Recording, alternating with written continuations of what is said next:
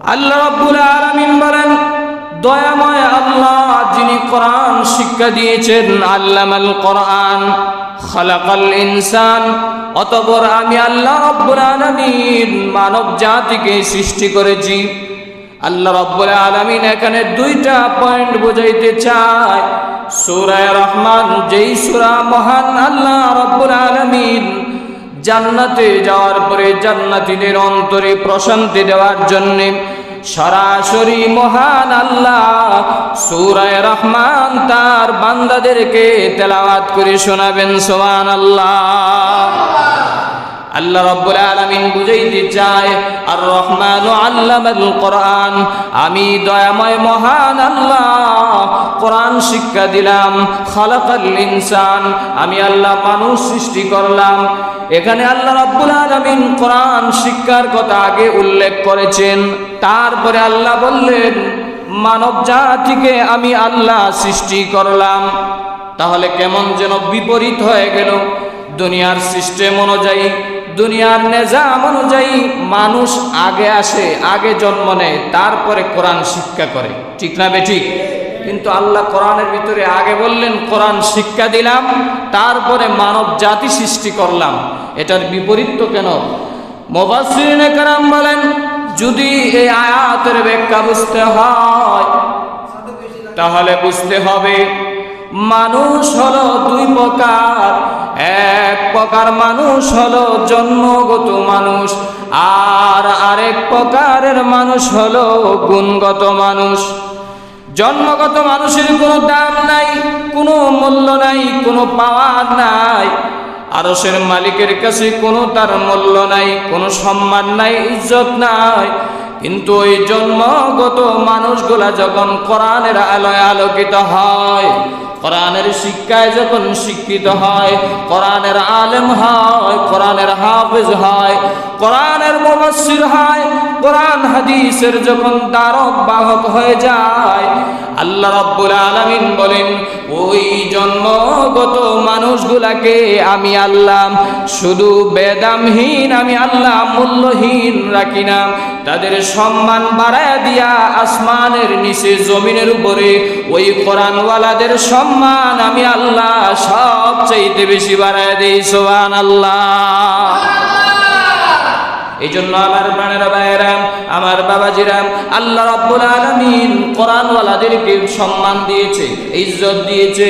কোরআনওয়ালাদেরকে মহাব্বত করতে হবে, কোরআনের প্রেমিক হইতে হবে, কোরআনের ছায়াতলে আসতে হবে, কোরআনের আলেমদেরকে মহাব্বত করতে হবে, কোরআনের আলেম হওয়ার জন্য চেষ্টা করতে হবে।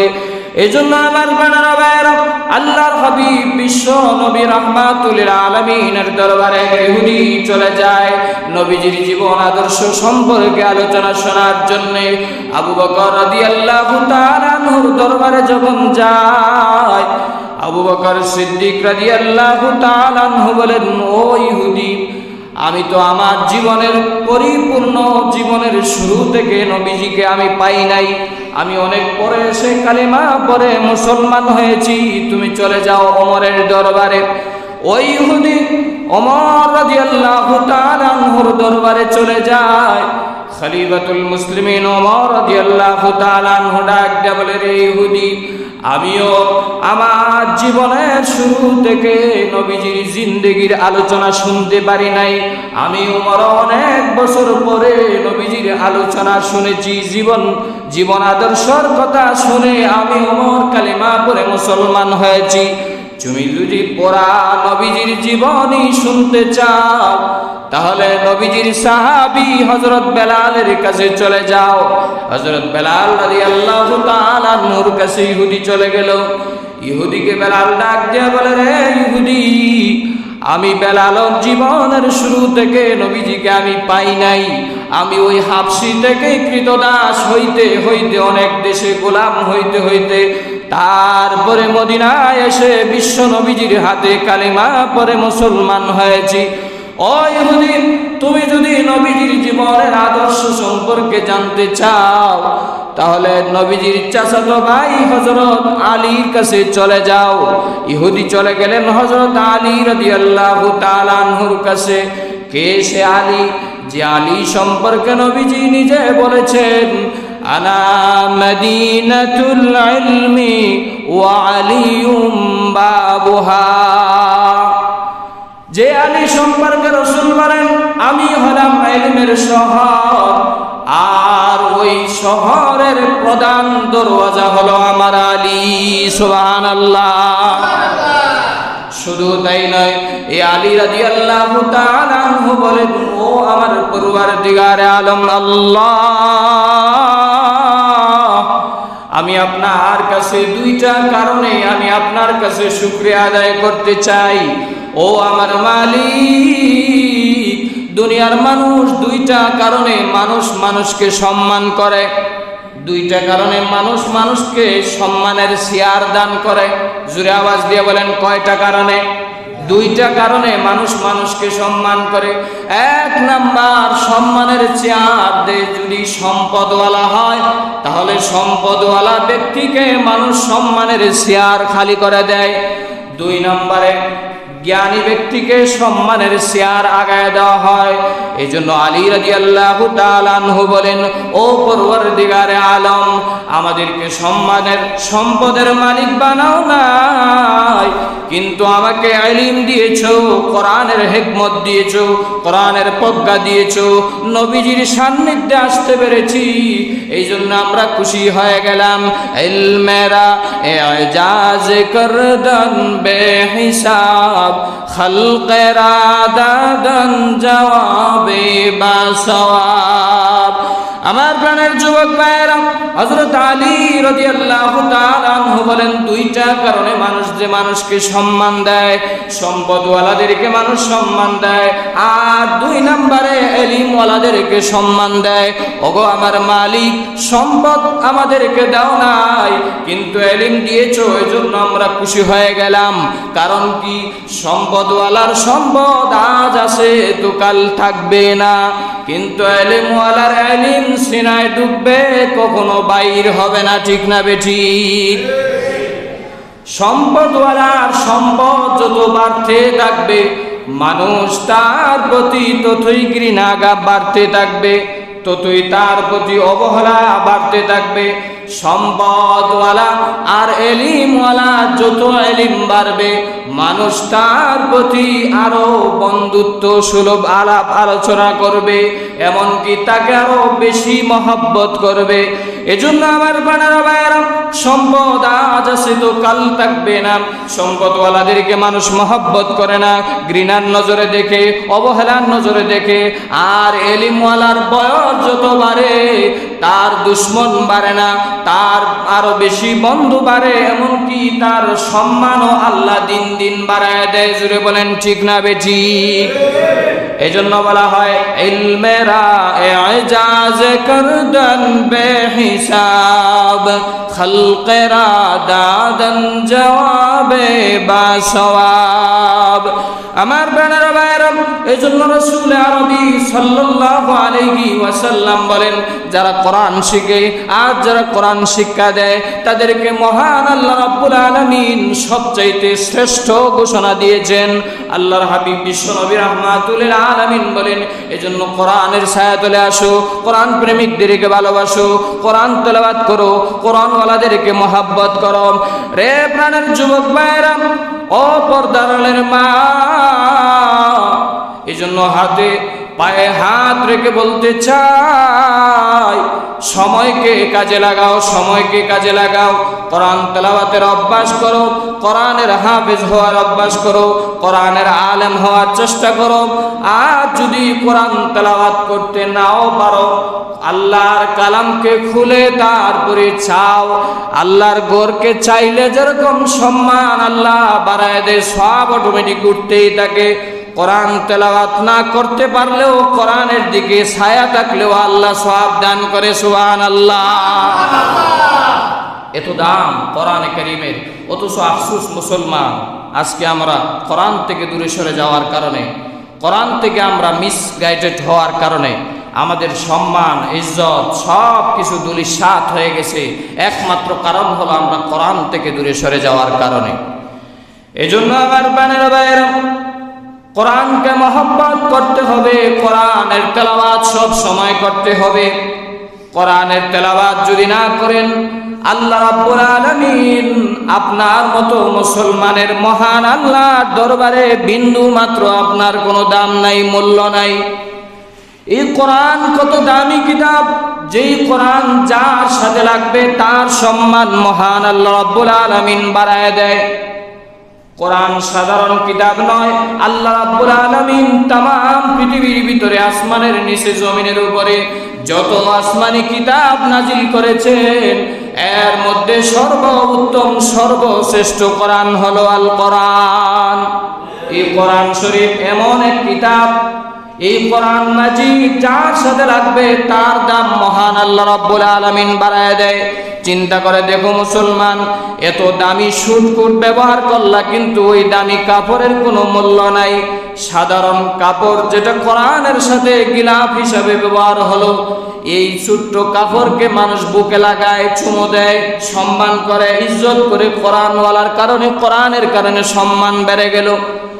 সাধারণ কাঠের রেহাল যেটার মধ্যে কোরআন শরীফ রাখা হয়, এই দামি কাঠের কোনো মূল্য নাই, কিন্তু যেই কাঠ রেহাল হয়ে গেল, কোরআনের স্পর্শ পেল, সেই রেহালের দাম বেড়ে গেল। মানুষ বুকে নেয়, চুমো লাগায়, এমনকি সম্মান করে, ইজ্জত করে।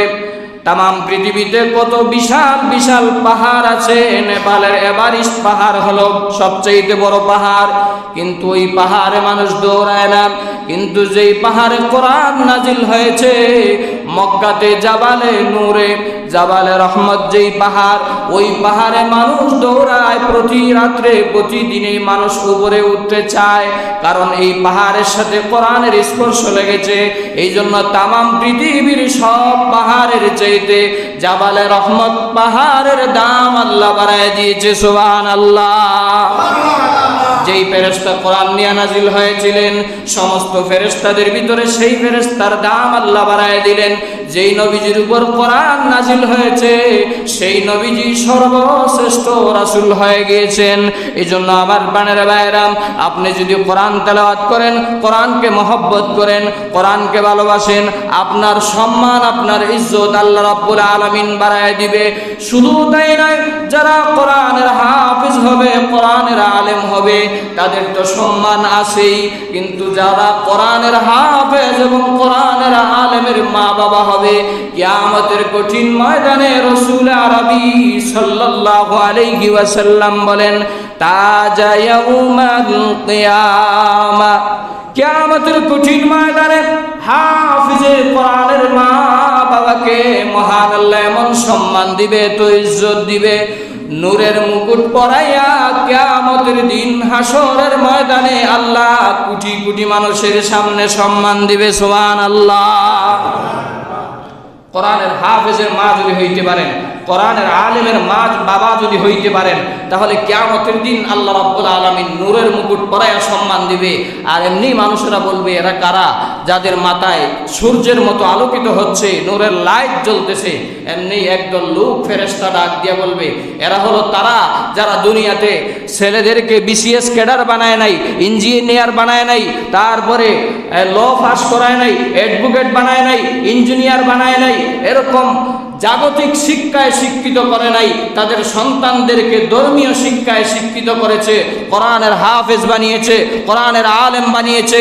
এজন্য মহান আল্লাহ আজকে কোটি কোটি মানুষের সামনে কিয়ামতের দিন নূরের মুকুট পরাইয়া তাদেরকে আল্লাহ সম্মান দিয়েছেন। তুই বলেন সুবহানাল্লাহ।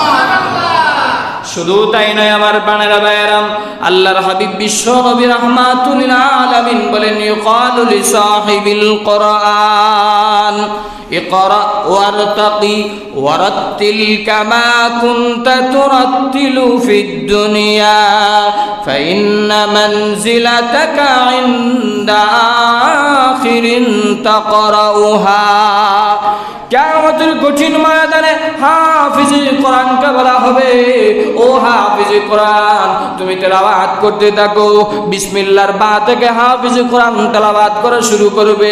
মিনাল জিন্নাতি ওয়ান নাসের সিন পর্যন্ত 6666টি আয়াত তেলাওয়াত করে শেষ করবে। আল্লাহ রাব্বুল আলামিন বলবেন, তুমি দুনিয়াতে যেই রকম কোরআন তেলাওয়াত করেছো, কিয়ামতের কঠিন ময়দানেও তুমি ঠিক তেমনি কোরআন তেলাওয়াত করতে থাকো। কোরআন পড়ো আর তুমি চলতে থাকো। এক আয়াত পড়বে, অটোমেটিকলি এক তালার উপরে চলে যাবে। এইভাবে বিসমিল্লাহর বা থেকে মিনাল জিন্নাতি ওয়ান নাসের সিন পর্যন্ত পড়বে।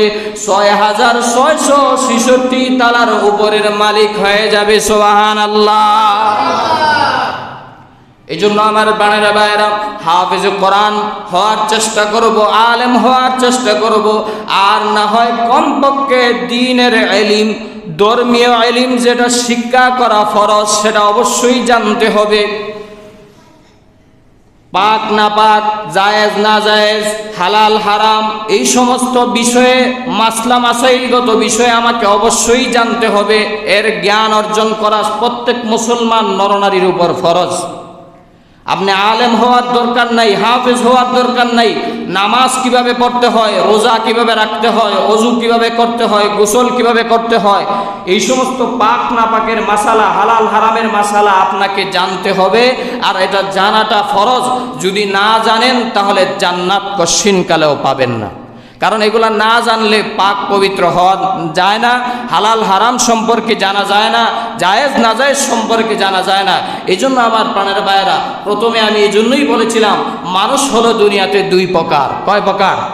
দুই প্রকার মানুষ। এক প্রকার মানুষ হলো জন্মগত মানুষ, তাদের মূল্য আল্লাহর কাছে নাই।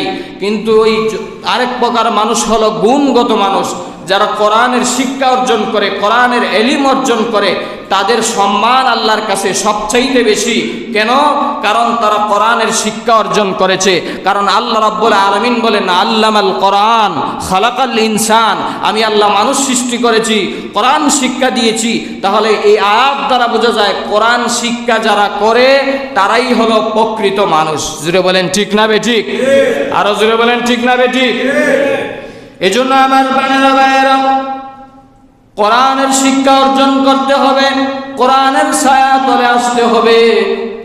এজন্য আল্লাহর হাবিব বিশ্ব নবী রাহমাতুল লিল আলামিন বলতেন, ও সাহাবায়ে কেরামের দল, আমার কাছে তিনটা জিনিস হলো মহব্বতের। রাসূল বলেন, এক নম্বরে আমি সুগন্ধি আতর ব্যবহার করা মহব্বত আমার কাছে সবচাইতে প্রিয়। দুই নম্বরে নেককার স্ত্রী আমি নবীজির কাছে সবচাইতে প্রিয়। তিন নম্বরে সব সময় সালাত আদায় করা, এটা আমি নবীজির কাছে সবচাইতে প্রিয়। এমনি নবীজির সাহাবীরা একজন একজন করে বলতে লাগলেন। হযরত উসমান গনি রাদিয়াল্লাহু তাআলা আনহু বলেন, ইয়া রাসূলুল্লাহ, আমার কাছেও তিনটা জিনিস প্রিয় গো নবীজি। ইয়া রাসূলুল্লাহ, এক নম্বরে আমি উসমানের কাছে সবচাইতে প্রিয় হলো বস্ত্রহীনকে বস্ত্রের ব্যবস্থা করে দেওয়া, যার কাপড় নাই তাকে কাপড়ের ব্যবস্থা করে দেওয়া। দুই নম্বরে অগনবীজি, যার খাদ্যের অভাব রয়েছে আমি অভাবগ্রস্ত লোকদেরকে খাদ্যের ব্যবস্থা করে দেওয়া। তিন নম্বরে উসমান গনি রাদিয়াল্লাহু তাআলা আনহু বলেন, ইয়া রাসূলুল্লাহ, তিন নম্বরে আমি উসমান গনির কাছে সবচাইতে প্রিয় হলো কোরআন তেলাওয়াত করা। কোরআন তেলাওয়াত করা সবচাইতে প্রিয় উসমান গনি রাদিয়াল্লাহু তাআলা আনহুর কাছে। এজন্য তো খলিফাতুল মুসলিমিন উসমান রাদিয়াল্লাহু তাআলা আনহুকে যখন শহীদ করা হয়, মুনাফিকদের সর্দার আব্দুল্লাহ ইবনে সাবা উসমান গনি রাদিয়াল্লাহু তাআলা আনহুকে ইন্তেকাল যখন নাকি শহীদ করবে, উসমান গনি রাদিয়াল্লাহু তাআলা আনহুকে এক সপ্তাহ পর্যন্ত কারারুদ্ধ করে রাখা হয়েছিল। এই এক সপ্তাহের ভিতরে উসমান গনি রাদিয়াল্লাহু তাআলা আনহু বলেন, আমার যখন পিপাসা পাইতো আমি কোরআন তেলাওয়াত করতাম, আমার পিপাসা চলে যেত। আমার যখন ক্ষুধা লাগতো আমি নামাজে দাঁড়ায় যেতাম, আমার ক্ষুধা নিবারণ হয়ে যেত। সুবহানাল্লাহ বলবেন না? কোরআন তেলাওয়াতের কত ফজিলত, কত পাওয়ার কোরআন তেলাওয়াতের ভিতরে। এইভাবে হযরত উসমান রাদিয়াল্লাহু তাআলা আনহু কোরআন তেলাওয়াত করা অবস্থায় তিনিকে মুনাফিকদের বাহিনীরা শহীদ করে দিল, দুনিয়া থেকে চিরবিদায় করে নিয়ে চলে গেল। এই কোরআন তেলাওয়াতের এত ফজিলত হাদিসের কিতাবে পাওয়া যায়। হযরত মূসা আলাইহিস সালাতু ওয়াস সালাম এক কবরের পাশ দিয়া যাচ্ছেন, এমনিতেই কবরের তাকায় দেখেন এক কবরবাসীর কবরের আযাব হইতেছে। মূসা আলাইহিস সালাতু ওয়াস সালাম আবার যখন রাস্তা দিয়ে ফিরে আসতেছিলেন, এমনি দেখলেন আবারও কবরের আযাব বন্ধ হয়ে গেল। এমনি মূসা আলাইহিস সালাতু ওয়াস সালামের মনে প্রশ্ন জাগলো, যাওয়ার সময় দেখলাম কবরে আযাব চলতেছি, কিন্তু আসার সময় কবরের আযাব স্টপ হয়ে রয়েছে, বন্ধ হয়ে রয়েছে, কারণ কি? মূসা আলাইহিস সালাতু ওয়াস সালাম ওই কবরবাসীর সামনে গিয়ে যখন ডাক দিলেন, কুম বিইজনিল্লাহ, তুমি আল্লাহর হুকুমে দাঁড়ায় যাও। মূসা কালিমুল্লাহ বলতে দেরি হয়েছে, ওই কবরবাসী ব্যক্তি জীবিত হয়ে দাঁড়ায়া লাব্বাইকা ওয়া সাদাইকা ইয়া রাসূলুল্লাহ বলতে দেরি হয় নাই। কবরবাসী ডাক দেয়া বলে, ও আল্লাহর রাসূল মূসা কালিমুল্লাহ, আমার যাওয়ার সময় যে আপনি কবরের আযাব দেখতে পেয়েছেন এটা ঠিকই আছে, দুনিয়াতে আমি গুনাহ করেছি, অন্যায় করেছি, এই জন্য আমার কবরের আযাব হইতেছে। আহলে সুন্নাত ওয়াল জামাতের মত আদর্শ হলো, যারা গুনাহ করবে তওবা ছাড়া যদি মৃত্যুবরণ করে কবরে তাদের শাস্তি হয়। এটা বিশ্বাস করেন তো আপনারা? আরো জোরে বলেন। তাহলে কবরের আযাব থেকে যদি বাঁচতে চাও গুনাহমুক্ত অবস্থায়, আর যদি গুনাহ থাকে তাওবা করে যদি কেউ মৃত্যুবরণ করতে পারে, কবরের আযাব থেকে রেহাই পাবে। আর না হয় কবরের আযাব 100% সত্য। আমার বানারা ভাইরা, মূসা আলাইহিস সালাতু ওয়াস সালাম বলেন, রে কবরবাসী, তোমাকে যাওয়ার সময় দেখলাম কবরের আযাব হইতেছে, আসার সময় দেখলাম আবার কবরের আযাব বন্ধ, ঘটনা কি? ওই কবরবাসী ডাক দেয়া বলে, ওগো আল্লাহর নবীজি মূসা, দুনিয়াতে আমি যখন ইন্তেকাল করি তখন আমার স্ত্রী প্রেগন্যান্ট ছিল, অন্তঃসত্ত্বা ছিল। আমার ইন্তেকালের কয়েক বছর পরে আমার এক সন্তান জন্ম হয়েছে, ভূমিষ্ঠ হয়েছে। ওই সন্তান যখন হাঁটি হাঁটি পা পা করে একটু বড় হয়েছে, আমার স্ত্রী দুনিয়ার কোনো জাগতিক শিক্ষায় আমার সন্তানকে দেয় নাই। এমন এক কিতাবের ভিতরে এই ঘটনা উল্লেখ করা হয়, জগৎ বিখ্যাত কিতাব তাফসিরে কাবীরের ভিতরে আল্লামা ফখরুদ্দিন রাজি রহমতুল্লাহ আলাইহি ওনার কিতাবের ভিতরে এই ঘটনা উল্লেখ করে দেয়। আমার প্রাণের ভাইয়েরা, কবরবাসী ডাক দেয়া বলে, আমার এই ছোট্ট সন্তানকে যেই দিন আমার স্ত্রী সর্বপ্রথম মুস্তাদের কাছে নিয়ে যায়, আর আমার সন্তানকে সর্বপ্রথম মুস্তাদ শিক্ষা দিলেন বিসমিল্লাহির রহমানির রহিম। জোরে বলেন আল্লাহু আকবার। যেমনি মাত্র আল্লাহকে রহমান এবং রহিম বলেছে, এমনি ওই কবরবাসী কবরের আযাবের দারক বাহক ফেরেশতাকে মহান আল্লাহ ডাক দেয়া বলে, রে কবরের আযাবের ফেরেশতা, আর একটা আযাবও দিবা না। আমার যে বান্দার গায়ে তুমি আযাব দিতেছো, ওই বান্দা দুনিয়াতে এমন সন্তান রেখে এসেছে যেই সন্তান আমি মাওলাকে রহমান বলেছি, রহিম বলেছি। আমি মাওলার কুদরতি জজবা উঠে গিয়েছে, আর আযাব দেওয়া যাবে না, আযাব বন্ধ করে ফেলো। এমনিতেই কবরের আযাবের ফেরেশতা আযাব বন্ধ করে দিল। মহান আল্লাহ রব্বুল আলামিনের নাম বলার সাথে সাথে এমনি মূসা আলাইহিস সালাতু ওয়াস সালাম বুঝতে পারলেন, তাহলে ছেলে সন্তানদেরকে ধর্মীয় শিক্ষা দেওয়া কত লাভ। আপনি কবরে শুয়ে গেলেন, আপনার কোনো আমল কবরে যাবে না, সব আমল স্টপ হয়ে যাবে, বন্ধ হয়ে যাবে। এজন্য রাসূলুল্লাহ সাল্লাল্লাহু আলাইহি ওয়াসাল্লাম বলেছেন, ইযা মাতাল ইনসান ইনকাতা আনহু আমালু, যখন মানুষ মৃত্যুবরণ করে তার সব আমলের দরওয়াজা বন্ধ হয়ে যায়, স্টপ হয়ে যায়। আপনি ইচ্ছা করলেও নামাজ পড়তে পারবেন না, ইচ্ছা করলেও কোরআন তেলাওয়াত করতে পারবেন না, ইচ্ছা করলেও তাসবিহ পড়তে পারবেন না, ইচ্ছা করলেও আপনি দান সদকা করতে পারবেন না, সব বন্ধ হয়ে যাবে। তবে 3টা আমল কবরে যাওয়ার পরেও চালু থাকবে। জুড়ে বলেন কয়টা আমল? আরো জুড়ে বলেন কয়টা আমল?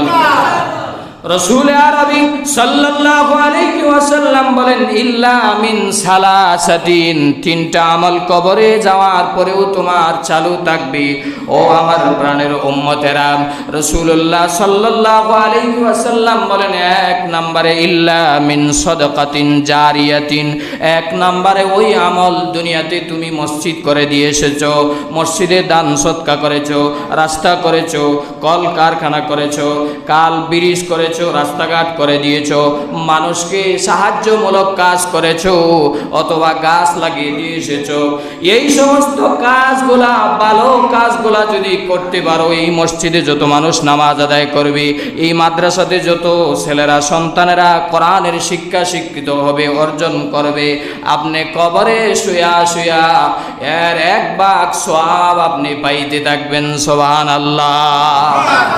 যদি রাস্তার কাজে সহায়তা করেন, এই রাস্তা দিয়ে যত মানুষ কোরআনের তাফসিরে যাবে, কোরআনের মজমায় যাবে, কোরআনের মজলিসে যাবে, মসজিদে নামাজে আসবে, মাদ্রাসায় আসবে, এই রাস্তা দিয়া যত মানুষ চলাচল করবে, মানুষের অন্তর থেকে দোয়া না আসলেও অটোমেটিকলি 1 ভাগ সওয়াব আল্লাহ রাব্বুল আলামিন আপনার আমল নামায় সদকায়ে জারিয়া হিসাবে লিপিবদ্ধ করে দিবেন। সুবহানাল্লাহ।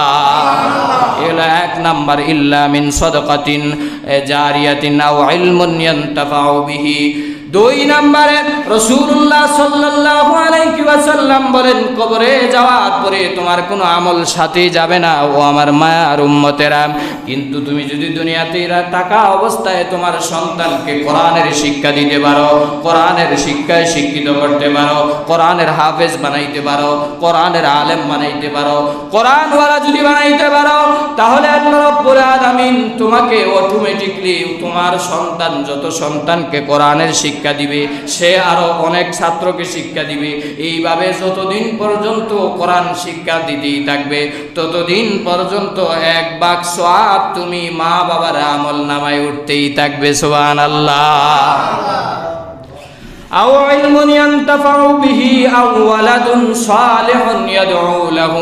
আর 3 নম্বরে রাসূলুল্লাহ সাল্লাল্লাহু আলাইহি ওয়াসাল্লাম বলেন তুমি ইন্তেকাল করার পরে তোমার কোনো আমল কবরে আসবে না, ইচ্ছা করলেও তুমি কোনো আমল করতেই পারবে না। ও আমার প্রাণের যুবক ভাইয়েরা, এই জন্য এখন থেকে ইচ্ছা করতে হবে। 3 নম্বরে হলো এমন সন্তান রেখে আসবা যেই সন্তান তোমার জন্য ইয়াদউ লাহু, দোয়া করে। অনেক সন্তান আছে মা বাবা মৃত্যুবরণ করার পরে 1 দিন 3 দিন 4 দিন ইন্তেকাল হয়ে গেল, চৌকের পানি ফালাইয়া তারপরে শ্বশুর বাড়ি চলে যায়, লন্ডন আমেরিকায় চলে যায়। মা কোথায় আছে, বাবা কোথায় আছে, কোথায় কবরস্থান, 1 দিনেও খোঁজ খবর নেয় না, কবর জিয়ারত করে না। এরকম ডাকাত সন্তান আছে না নাই? আরো জোরে বলেন আছে না নাই?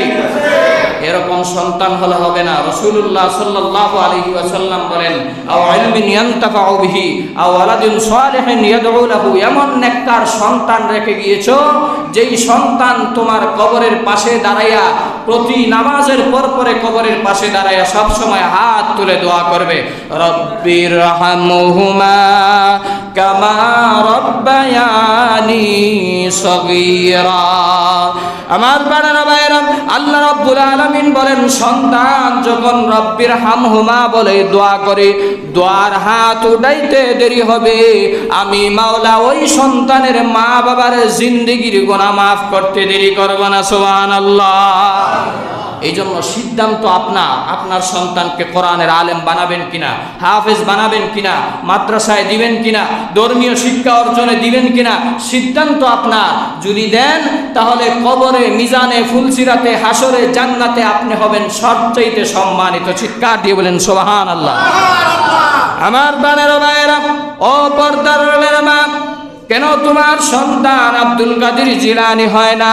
কেন তোমার সন্তান বাইজিদ বুস্তামি হয় না? তোমার মতো মাই তো ছিল আব্দুল কাদের জিলানীর মা। ও পর্দার মা, তোমার মতো মাই তো ছিলেন বায়েজিদ বুস্তামির মা, তোমার মতো মাই তো ছিলেন চরমনাই সৈয়দ ফজলুল করিমের মা, ওজানির কারি ইব্রাহিম রহমতুল্লাহ আলাইহির মাও তো তোমার মতো একজন মাই ছিল। তাহলে তোমার সন্তান কেন পীর হয় না? তোমার সন্তান কেন আউলিয়া হয় না? তোমার সন্তান কেন আলেম হয় না? তোমার সন্তান কেন হাফেজ হয় না? এর একমাত্র কারণ হলো তুমি মা বাবা হিসাবে একজন ব্যর্থ মা বাবা। এই জন্য তোমার সন্তানকে কোরআনওয়ালা বানাইতে পারো নাই, তোমার সন্তানকে আলেম বানাইতে পারো নাই, তোমার সন্তানকে হাফেজে কোরআন বানাইতে পারো নাই।